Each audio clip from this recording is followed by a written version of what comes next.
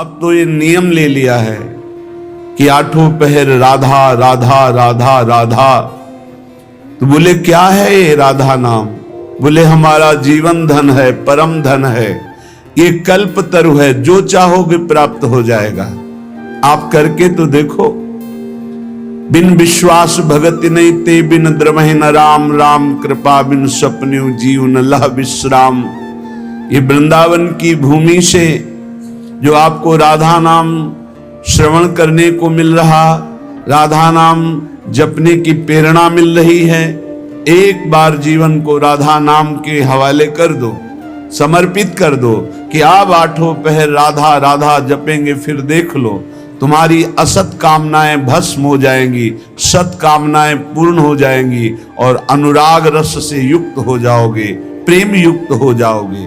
यहां तो राधा राधा पत्ता भी बोलता है, यहां वायु के प्रवाह से भी राधा राधा निकलता है। जिस दिन श्रवणेंद्री दिव्य हुई तो आपको सुनाई देगा यहाँ के पत्ते से, यहाँ के वायु के, यहाँ खग मृग पशु पंछी के मुख से एकमात्र राधा राधा राधा। दर्शैसी वृंदावन धाम। दूसरा अर्थ, जो राधा राधा राधा ऐसा बोलता है उसके नेत्रों के सामने दिव्य वृंदावन प्रकाशित हो जाता है। जहां दिव्य धाम वहीं दिव्य रूप, वहीं दिव्य लीला। ललित किशोरी देव जी कह रहे हैं अब तो आठों पहर केवल राधा राधा राधा। यहां छाती के अंदर लिख लो, हृदय रूपी कागज में लिख लो राधा, और हर समय उसे बांचते रहो, राधा राधा राधा राधा। बहुत सुंदर साधन है। हृदय में राधा नाम लिख लो, आंख मूंदो तो आपको दिखाई देना चाहिए सामने तेजों में राधा नाम, आंख खोले तो राधा नाम, और उसी को बार बार गाते रहो, सुनते रहो। तो राधा नाम अंक आभूषण भूषित कर अंगनाच, राधा नाम लिखी पाटुलिया, ललित किशोरी बाच साच, राधा नाम सो चितरात। परम सत्य राधा नाम से चित्त को जोड़ दो, राधा नाम के गीत गा करके नाचो, राधा नाम को बार बार हृदय में मानस पटल पर लिख करके बांचो। इसी से परम अनुराग प्रकट हो जाएगा, जो चाहोगे वो प्राप्त हो जाएगा। राधा नाम ही सोना तो जाके नाम लेत प्रीतम सो, परत प्रीति को खातो। जो बोलता है राधा, प्रेम परवश होकर प्रीतम उसके जन्म जन्मांतर खाते को फेंक देते, नष्ट कर देते हैं। जो श्लोक में वही पद में, अनुलिख्यानंतान तदपराधान मधुपतिर महाप्रेमाविष्टम तो परम देयम विंशति। क्या इसे दूं? ये मुझे राधा नाम सुनाया, इसे क्या दूं? ऐसा श्री कृष्ण विवश होकर उसके लिखे हुए अनंत जन्मों के अपराध सब नष्ट कर देते हैं। जो विश्वास करे, खास बात है विश्वास की। ललित किशोरी पहले ते मन लातो। हाय बड़ा समय व्यर्थ चला गया, मुझे बचपन से क्यों राधा नाम सुनने को नहीं मिला, केवल राधा नाम ही रटता। कितना समय चला गया, इसके बाद परिचय में राधा नाम आया। ललित किशोरी जी कह रहे हैं यदि अब विश्वास हो जाए तो अब पकड़ लो राधा नाम, तो क्या होगा। होयो कुंज निवास, तुम कहीं भी शरीर रखो तुम्हारा मन निकुंज में रहेगा। जगत क्यों जन्म जन्म भर मातो, राधा नाम ही सोना तो। ये जन्म मरण का चक्र बंद हो जाएगा, नवनिवृत्त निकुंज तुम्हारे नेत्रों में दर्शाने लगेगा। यदि राधा राधा बोलोगी तो प्रीतम तुम्हारे अनंत जन्मों के पापों का लेखा जोखा नष्ट कर देंगे। राधा नाम को उर्धार मिली है रसिक मुकुटमणि मोहन, आप ही कुंजन द्वार। राधा नाम को उर्धार, यदि राधा राधा राधा ऐसा बोले तो श्री कृष्ण हर समय तुम्हारे साथ है और निकुंज द्वार में तुम्हारा अद्भुत स्वागत होगा। राधा नाम जापक को दिव्य चिदानंद वृंदावन धाम में प्रवेश मिलेगा, उसका स्वागत होगा। आठों जाम छकेंगी अखियां छवि निकुंज बिहार, ललित किशोरी फीके परि हैं सर्वस सुख संसार परम धन, राधा नाम उर्धार। हे उपासक, यदि आठों पहर राधा राधा जपोगे तो तुम्हारे नेत्र छक जाएंगे, जुगल माधुरी तुम्हारे नेत्रों में भर जाएगी, अर्थात प्रिया प्रीतम का साक्षात्कार हो जाएगा। ललित किशोरी जी कहते हैं संसार के समस्त भोग आकर्षण ये सब फीके हो जाएंगे जितना अधिक तुम नाम राधा नाम जप करोगे। राधा नाम को आधार, आहा रसिक लालवर इसे रटत निरंतर, जान सार को सार राधा नाम को आधार। परम सार आत्म तत्व, आत्म तत्व के परम सार परमात्म तत्व श्री कृष्ण, श्री कृष्ण का परम सार राधा किशोरी। इसीलिए परम सार जानकर स्वयं हरि श्री कृष्ण राधा राधा राधा रटत निरंतर, निरंतर राधा स्मृति में। तो राधा किशोरी श्याम श्यामेति सुंदर वरेति मनोहरेति, कंदर्प कोटि ललितेति सुनागरेति। निरंतर श्याम सुंदर विविध नाम प्रभु के रटते हुए अशुभ प्रवाह लाडली करती हैं, तो राधा राधा रटते हुए स्मृति में लालजू डूबे हुए हैं। चाहे जितने तुम जैसे नीच पामर हो, कुछ भी अपराध बन गया हो, अब चिंता मत करो, अब लो नशानी अब ना नशई हो, आज तक की आप नहीं करूंगा, तो राधा नाम जप करो, आपका सब ठीक हो जाएगा। किसी की मत सुनो, सब अपनी अपनी अलग भिन्न भिन्न मति है, भिन्न भिन्न गति है। सत्य है ब्रज 84 कोश परम धाम श्री लालजू का। कोई किसी भी संप्रदाय का कहीं का भी हो, क्या ये नहीं जानता कि ब्रज 84 कोश महामहिम धन है। कल एक महामुनि जैन मुनि जी पधारे तो उनका अहोभाग्य हमें आज श्री कृष्ण की लीला भूमि में प्रवेश मिला, शायद जीवन में दोबारा आने को मिले कि ना मिले। अच्छा लगा। सब कौन ऐसा है त्रिभुवन में जो इस ब्रज भूमि और वृंदावन धाम की, और फिर बिहारी जी के दर्शन को गए, यहाँ की रज माथे पे लगाई, अहोभाग्य बार बार ऐसे बोल रहे थे। ये चाहे जितना कोई गुणहीन मलिन दीन हो, यदि ये नियम ले ले कि अब लो नशानी अब ना नशई हो और राधा राधा राधा रटे, तो उसे निरंतर श्री लालजू के सानिध्य का अनुभव होने लगेगा, सारे दुख मिट जाएंगे और सच्चिदानंद प्रेम रस में डूब जाएगा।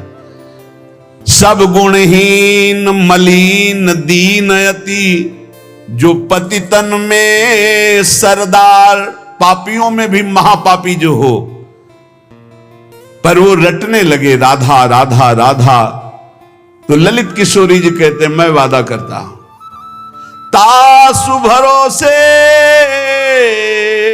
ललित किशोरी सो पाव पसार। मेरी महारानी जी के भरोसे होकर निश्चिंत होकर सो। अब यमदूत तुम्हें डांट नहीं लगा सकते, अब तुम्हारी दुर्गति नहीं हो सकती यदि तुम्हारे मुख से राधा राधा राधा ऐसा निकल रहा है। राधा नाम की गति न्यारी, सपने हूं रसना पर आवत जो, तो विवश बनत है कुंज बिहारी। जागृत की राधा राधा कौन कहे, अगर स्वप्न में निकल जाए राधा तो कुंज बिहारी विवश होकर उसके अधीन हो जाते हैं। मान लीजिए तो आप निहाल हो जाएंगे। ये किसी स्वार्थवश महापुरुष नहीं कह रहे, तुम्हारे पास कुछ नहीं देने के लिए, जो है वो सब नाशवान है। उस नाशवान को जिसे तुम महत्व दे रहे हो, इस मार्ग में चलने वाला पथिक पहले कदम पर उसको नष्ट कर देता है।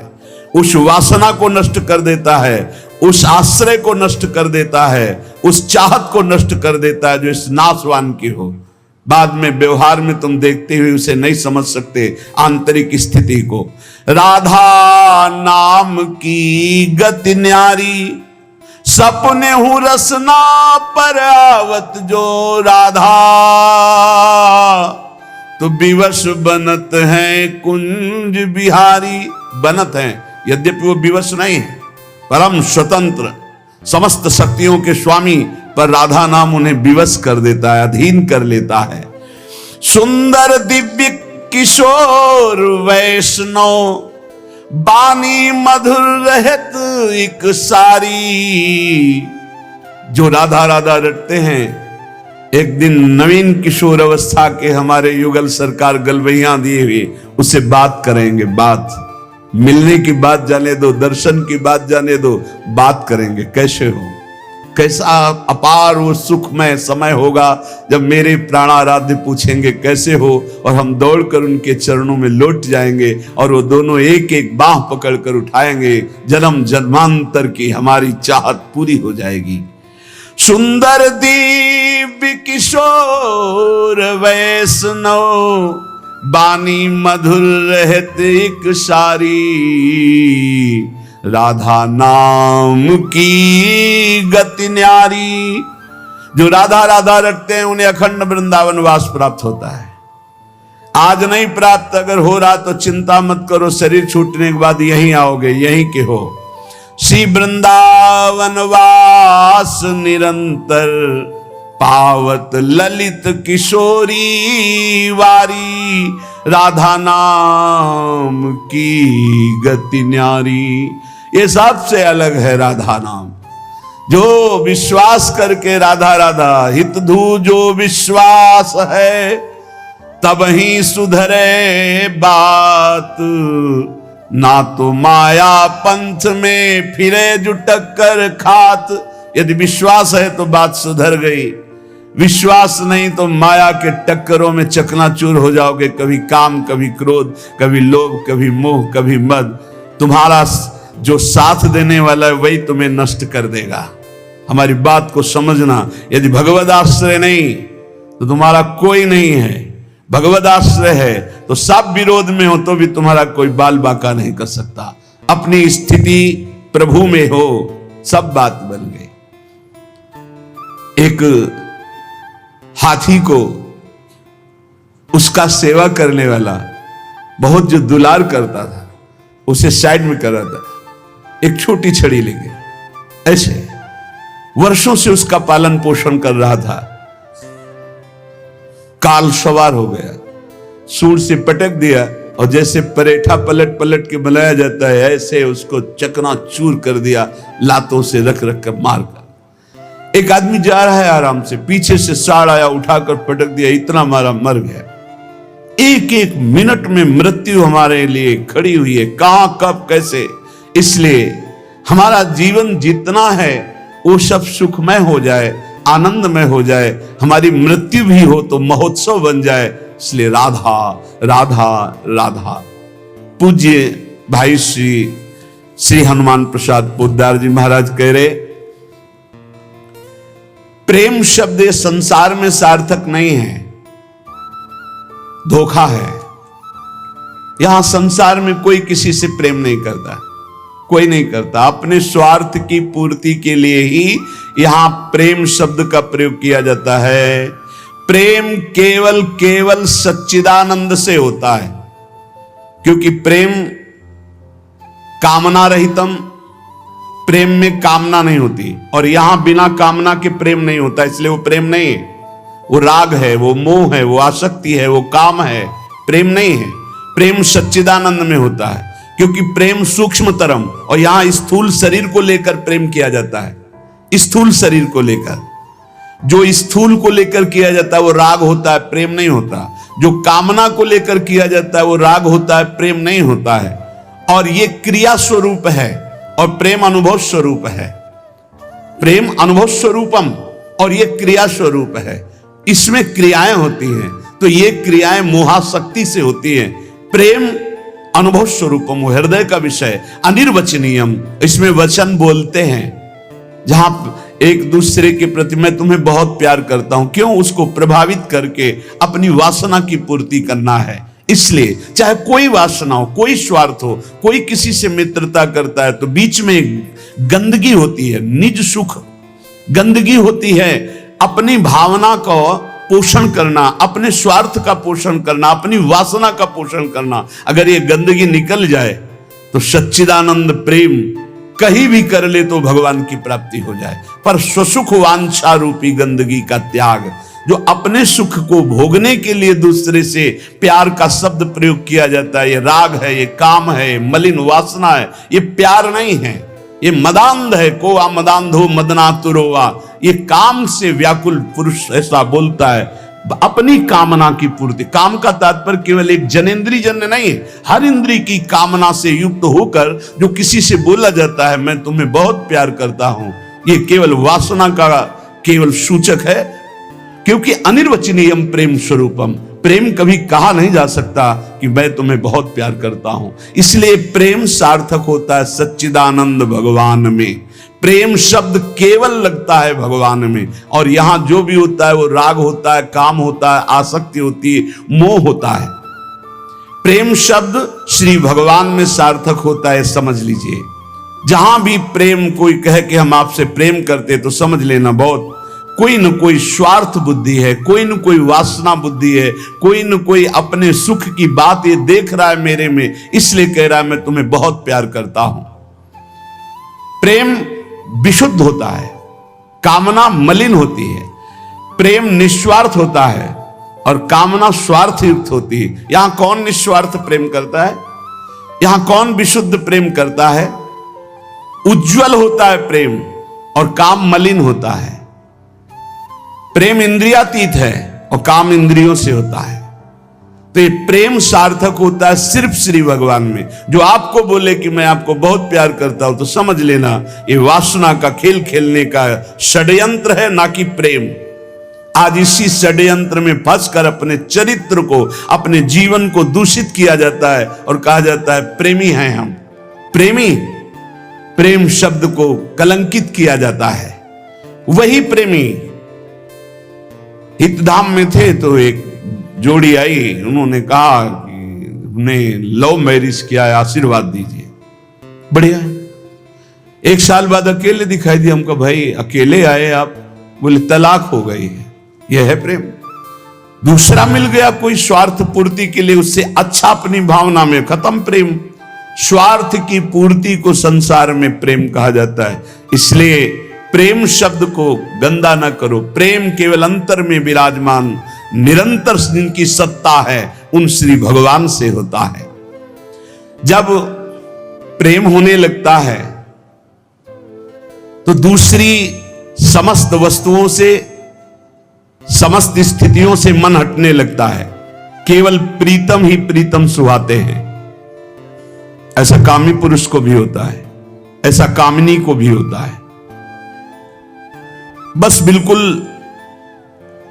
नजदीकी है काम और प्रेम में, पर प्रेम निर्मल भास्कर है और ये घोर अंधकार है।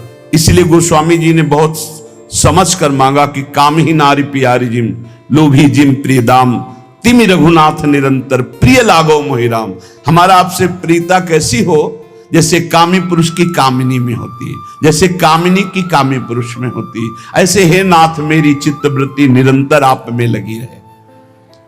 प्रेम तभी माना जाता है जब अपनी शुद्ध भूल जाए और केवल प्रेमी की याद रहे।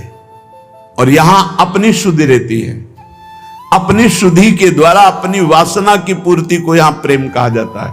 इसलिए नाटक है, प्रेम नहीं है, बिल्कुल कोरा नाटक है। बहुत विचित्र विचित्र गति, बहुत विचित्र गति। प्रेम उसे कि हम आपसे प्यार करते हैं, यदि आप वहां सुखी हो तो जाओ, भगवान तुम्हें सदैव सुखी रखें, कभी तुम हमारी तरफ मुड़कर मत देखना, तुम आनंदित रहो, तुम सुखी रहो, आनंदित रहो। प्रेम का स्वरूप समझना बड़ा कठिन है। यदि मेरे देखने से तुम्हें दुख होता, मैं कभी तुम्हारे सामने नहीं आऊं। तुम सुखी रहो, तुम आनंदित रहो, तब माना जाए थोड़ा सा प्रेम उज्जवल हो रहा है, निर्मल हो रहा है, वासना का भूत, उसे प्रेम कहा जाता है। प्रेम केवल प्रीतम अपनी भी शुद्ध भूल जाए, अपनी भी शुद्ध भूल जाए, या अपनी ही शुद्ध की पूर्ति के लिए प्रेम शब्द का प्रयोग किया जाता है। प्रेमी केवल प्रीतम की बात करता है, केवल प्रीतम की बात सुनता है, केवल प्रीतम को देखता है, चारों ओर प्रेम ही प्रेम। प्रेम की वृत्ति में कभी पूर्णता नहीं आती है कि मुझे पूर्ण प्रेम प्राप्त हो गया, ऐसा कभी नहीं आता। सदैव प्रेम में कमी का अनुभव होता है। मैं कहां उनको प्रेम करती, मेरे में कहां ऐसा है कि मैं उन्हें प्रेम दे सकूं। मैं तो सब गुणों से हीन हूं, ये तो पता नहीं वो क्या देखते हैं कि हमसे प्रेम करते हैं। ये प्रेमी का हृदय होता है। मैं तो नीच हूं, अदम हूं, उनकी किसी लायक नहीं हूं, पर ये उनकी उदारता है कि वो मुझे स्वीकार किए हुए हैं। प्रेमी को अपने में सदैव कमियों का अनुभव होता है, अपने में उसको दोष दर्शन होता है, मैं इस लायक नहीं हूं।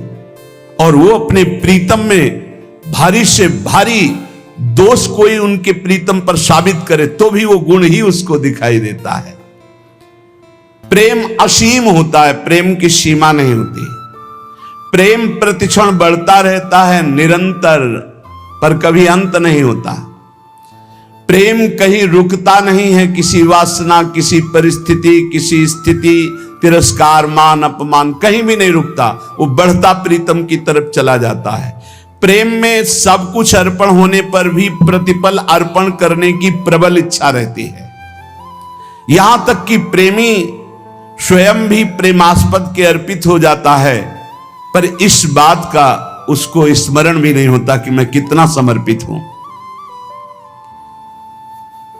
प्रेम वाणी का विषय नहीं है, प्रेम हृदय में रहता है, और वो हृदय हृदयेश्वर के पास चला जाता है तो उसका हृदय भी नहीं रहता।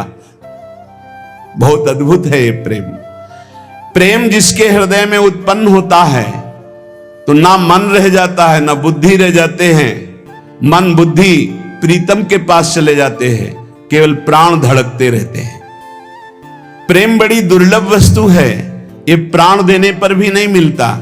ये जिसे मिल जाता है उसके समान त्रिभुवन में कोई सौभाग्यशाली नहीं।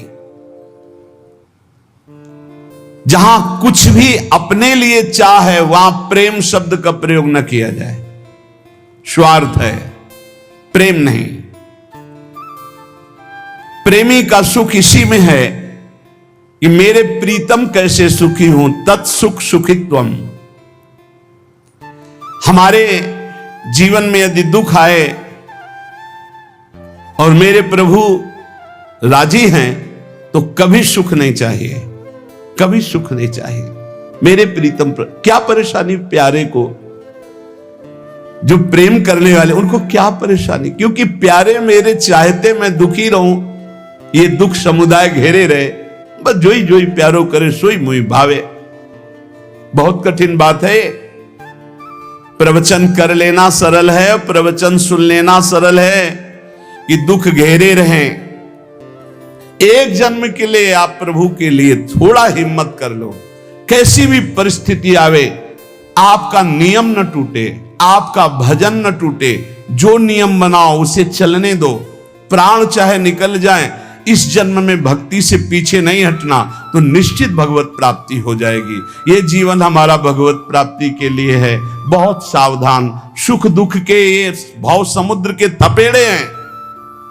कहीं सुख में भूल मत जाना, कहीं दुख में घबराकर भक्ति मत छोड़ देना। आगे आपको बहुत सुख मिलेगा। ये भक्ति दुख सुख देने वाली नहीं, भक्ति सुख दुख में समान स्थिति पैदा करती है। भक्ति भगवान को आकर्षित करती है। और सही मानो आज तक खुद अपना अनुभव में बता रहा हूं, ये दुख, ये विपत्ति, ये रोग, ये नाना प्रकार का तिरस्कार, निंदा, यही ऊंचाई पर चढ़ाती है, यही सच्चाई पर चढ़ाती है, यही सच्चा शरणागत भक्त बनाती है। इसलिए जिसके जीवन में दुख है, विपत्ति है, नाना प्रकार की प्रतिकूलताएं हैं, डरना मत। तुमको उस ऊंचाई पर भगवान चढ़ा रहे हैं जहां तुम चढ़ ही नहीं सकते थे। सुख और सुविधा ये दुलार है। जैसे कोई बच्चा बहुत रोने लगे तो टाफी पकड़ा दे। सुख सुविधा अनुकूलता प्रणाम नमस्कार ये हमारे प्रभु का दुलार है। दुख प्रतिकूलता तिरस्कार अपमान विपत्ति ये कृपा है। और कृपा पात्र ही विश्व विजयी होता है। कृपा पात्र ही काम क्रोध लोभ मोह मद का नाश करता है। इसलिए सदैव अपने आराध्य देव की निष्ठा में रहे। त्रिपुरदास जी का एक नियम था, वो श्रीनाथ जी के चरणामृत का रोज पान करते थे। हमेशा चरणामृत अपने पास रखते थे। बिना जबान में चरणामृत गए वो अन्न जल नहीं रखते थे। वैसे ये नियम रखने की बात प्राय सबको कही है। श्री जी का चरणामृत गुरु जी का चरणामृत जरूर पास रखना। जिसके पास चरणामृत की सुविधा न हो तो हम चरणामृत कुंड का नाम ले रहे हैं। मानसरोवर, राधा कुंड, श्याम कुंड, ये जो कुंड है इनमें हर संतों के चरणामृत है। ब्रज 84 कोस के बड़े बड़े सिद्ध संत जो चरणामृत नहीं देते वो भी इनमें स्नान करते। वो भी जब जाते हैं तो आचमन और चरण धोते। इन कुंडों का जल रख लो, एक एक बूंद रोज अगर मुख में डालोगे एक एक बूंद तो आपका चरणामृत पान का नियम पूरा हो जाएगा। और राधा वल्लभ जी, बांके बिहारी राधा रमन जी, यहां तो करुणा बरसती। आप चले जाओ पात्र लेकर और हाथ जोड़कर प्रार्थना करके मांगो तो आपको चरणामृत मिल जाएगा। अगर इतना चरणामृत मिल जाए उसमें आप जल मिला ले तो आप वर्षों उसी को चलाते रहें, जल मिलाते रहें चलाते रहें, वो चरणामृत ही होता है। एक दिन संयोग की बात, जब आप भोजन करने के लिए गए तो जो श्रीनाथ जी के चरणामृत का पात्र था, वो जो चरणामृत मांगते थे मिल जाता था, सेवक देते थे। बोले आज तो चरणामृत खत्म हो गया। आपने कहा पहले क्यों नहीं बताया? अगर पहले बताए होते तो चरणामृत की व्यवस्था कर दे तो ठीक है, ठाकुर जी को भोग लगा दो, अब हम प्रसाद नहीं पाएंगे जब तक चरणामृत नहीं। ये पूज्य श्रीधर बाबा जी को हमने नियम देखा कि वयोवृद्ध थे, 3 बजे आसन पे बैठते प्रातःकालीन और 1 बजे तक जप करते। 1 बजे के बाद 2 साधक उनको उठाकर ले जाते परिक्रमा मार्ग में। वो साष्टांग दंडवत लोटपोट होते, फिर आते अपने ठाकुर जी की 4 परिक्रमा करते। इसके बाद हाथ जोड़कर मंदिर में चरणामृत लेते। और जब चरणामृत जिस दिन, एक तो प्राय रहता है ऐसा कभी हो गया कि कोई दूसरा भगत जो उनके नियम निष्ठा को नहीं जानता वो सब बट गया, तो बोले बाबा चरणामृत तो बट गया, 1 बूंद पानी नहीं पिएंगे। अब फिर 1 बजे वही प्रक्रिया करके चरणामृत मिलेगा तब पानी पिएंगे, तब भोजन कर। ऐसी भक्तों में निष्ठा। तो उन्होंने कहा मैं दरबार जा रहा हूं, तुम लोग श्री ठाकुर जी को भोग लगाकर प्रसाद पा लेना, अब मेरी प्रतीक्षा मत करना, क्योंकि जब तक चरणामृत नहीं तो मैं ठाकुर जी का प्रसाद भी नहीं पाऊंगा। मन में निश्चय किया कि यदि चरणामृत श्रीनाथ जी का नहीं मिला तो चाहे प्राण निकल जाए कभी कुछ जबान पे नहीं रखूंगा। चरणामृत के बिना मेरा जीवन किस काम का। रसोईया अपने कार्य में लग गया। इतने में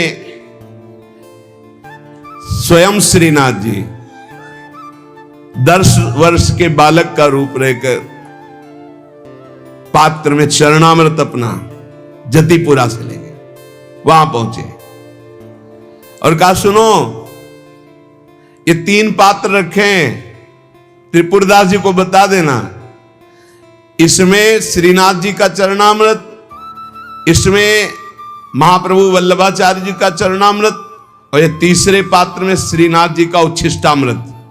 उनको बुला लो और पवाओ। और ये तीनों थैलियां भेजी गए। बालक ऐसा कह के चला गया।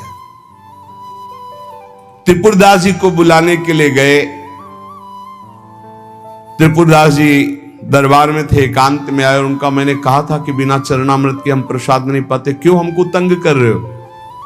बोले नहीं, चरणामृत तो आपकी ही बात पहुंच गई है तो वहां से चरणामृत भेजा गया है। बोले कौन बालक चरणामृत लाया? बोले जय जय ने भेजा होगा। तो कितनी अवस्था था? 10-12 वर्ष की अवस्था। वो कहा अरे बालक नहीं था, साक्षात श्रीनाथ जी थे, साक्षात श्रीनाथ जी थे। जे ही अलौकिक चरणामृत का स्वाद, स्वयं श्रीनाथ जी ने अपना चरणामृत उतार, वल्लभाचार्य जी का चरणामृत और अपना उच्छिष्टामृत। जो साधक, जो भक्त निष्ठावान होते हैं तो ठाकुर जी उनकी निष्ठा की पूर्ति करते हैं। इसलिए अपने जीवन को भक्ति की निष्ठा में बांधिए। जो नियम लो, आजीवन प्राणपण उसका निर्वाह करो। ठाकुर सेवा का, संत सेवा का, चरणामृत का जो नियम लो, कुछ नियम जीवन में होने चाहिए, कुछ नियम होने चाहिए जो जीवन भर चलने चाहिए, चाहे बीमार हो चाहे जैसी स्थिति हो, वो नियमावली नहीं टूटना चाहिए। उन नियमावली से ही भगवान रीझ जाएंगे। नेम से ही प्रेम होता है और फिर प्रेम में कोई नेम नहीं रहता। इसलिए उपासक नियम पूर्वक, दृढ़ता पूर्वक भक्ति करे, खूब नाम जप करे और इसी जन्म में भगवत प्राप्ति करे, ऐसा दृढ़ निष्ठावान बने। शेष चर्चा आगे। श्री राधा वल्लभ लाल की।